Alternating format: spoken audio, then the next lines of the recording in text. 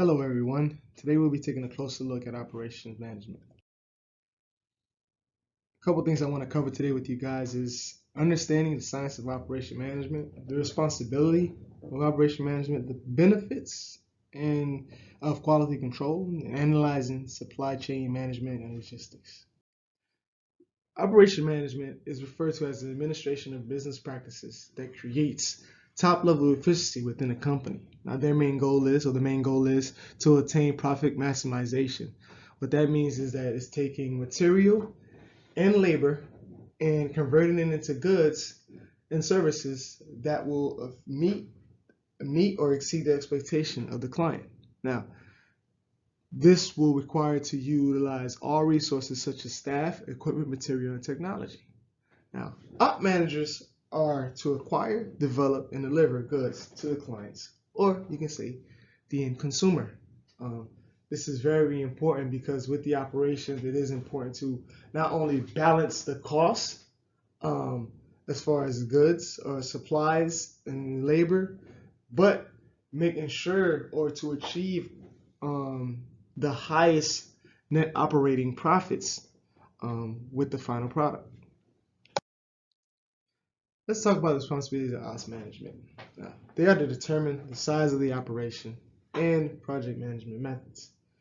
Now, what that means is that based off the supply that's on hand, as far as the resources, as far as the budget, they'll determine as far as how large the project will be and what type of management style approach should they take with this particular project. Now, after doing that, they will need to implement the required information into the information technology structure. Now, with the use of technology is very important, and through operations, it allows them to kind of do various things such as quality control with the inventory, as well as finding or using or compiling numerous formulas to order new assets or supplies for the product or service. What is quality control? Well, quality control is a system that is used to verify and maintain high levels of product services. Now, the quality QC provides a feedback about the product within the organization. It kind of gives you an overview, kind of gives you a look from the start of the production to the end of the production as far as what areas that may need to improve or what areas are lacking as far as ensuring that the product comes out high quality. Now, there are various techniques and tools that you can use to evaluate the product or service, such as a flow chart, such as a cause and effect diagram, as well as a Six Sigma. Now, the Six Sigma uses the 5 key principles to ensure products meet the customer needs and has 0 defects. Now, QC will confirm that the product or service meet the company standards, or you can say the consumer standards. Now, what are the benefits of quality control? Now, quality control, it increases customer loyalty.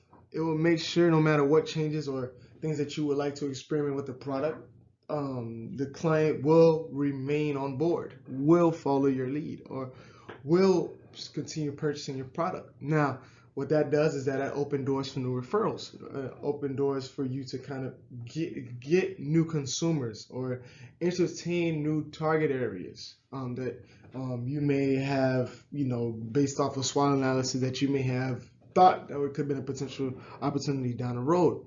This also helps you improve your positioning within the market amongst your competitors.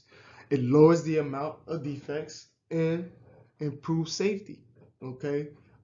With the high quality product, they usually won't have no issues with the actual functionality of the product, which is good. It reduces any risk that you need to take. And the final thing that with the benefit, what benefits from quality control is that it extends the life cycle. It continues the wheel going for the product life cycle.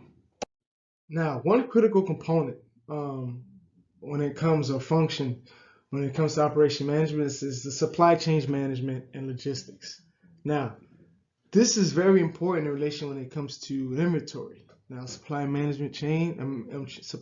management is managing inventory through a supply chain. Now, as an ops manager, you need to be able to understand the trends and customer demands and available resources. This will allow you to appropriate monitor the inventory levels as well as ensuring that the right amount is always on hand. Now, as an op management, you need to discover the vendors that's out there, and you need to make sure that you have multiple vendors on board that will supply the goods for you at a cost-effective price, and as well as deliver the goods on time. Now, if there's not enough resources, this can hinder the production process of the product. This can also affect the quality of the end result of the product as well. That's why it's very important that the ops management have a system in place as far as the approach, as far as making sure that there is enough resources and that there is a constant delivery of resources to make sure that there is never no resources being missed. Okay, now that is the end of my presentation. Thank you for listening. If you have any questions, please comment below. I would greatly appreciate it. I will respond as soon as possible. Here's a list of my resources that I used today to put together my presentation. Take a look at them. I think there's some good information that's out there on this topic. I do thank you for listening again, and have a good day.